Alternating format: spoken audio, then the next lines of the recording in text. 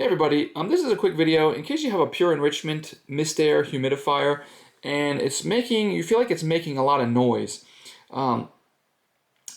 What's going on? So there's a couple things that could be going on.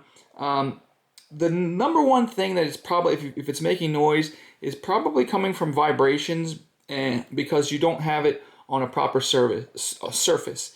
So what you want to do is you want to make sure that you have your humidifier on something that's flat, that's level, and that's hard.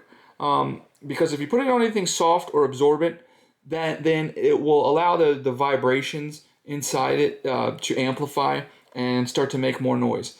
And another thing that's never a bad thing to do is to actually just do a cleaning on your humidifier. And I'll actually put a link in the description to a product that keeps everything on the inside clean and running smooth. So anyways, hope this video helped. Thanks a lot for watching. Have a great day.